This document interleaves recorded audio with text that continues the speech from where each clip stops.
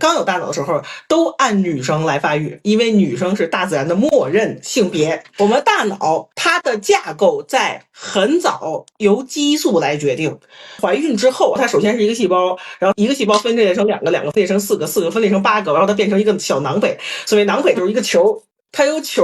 变成一个东西叫神经胚。什么叫神经胚呢？就是一个球变成了里层、中层和外层。我们的大脑在哪层呢？是在外层，就是外胚层。外胚层就发育成这个脊椎，然后大脑等等等等。它刚发育成神经胚没多久，就是几个月之内，就会有大量的激素去发现这个孩子他是男孩还是女孩。一开始发育成神经胚，刚有大脑的时候都按女生来发育，因为女生是大自然的默认性别，是大脑的默认性别。当这个信号通路发现外基因上有一个东西叫睾丸决定基因，睾丸决定基因开始启动之后，就会产生大量激素，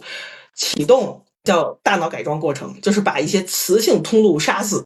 然后再装上雄性通路。从孕早期就开始了，孕中期、孕晚期就会有大量的激素注入这个男胎。当他是一个男性胎儿的时候，注入男胎，使得他在认知架构上就跟女生不一样，就像他的骨骼结构变得跟女生不一样。我不 care 这个男的他长1.6米，我长1.8米，但是几万年之后，当我们俩都没了，再有人类学家挖过来的时候，我们还是能看出来，他虽然比较小只，他还是个男性。从骨骼比例上，我虽然大只，我也还是女性，因为从骨骼比例上来说是女性。所以说我们从这个角度来说，我们脑科学家只能通过孩子的一些表现来对他进行大脑能力的一些估算。比如说我估算他智商大约是多少，我估算他什么，这个智商呢又定义成什么呢？死死的定义成解决抽象问题的能力，与其他能力没有什么关系。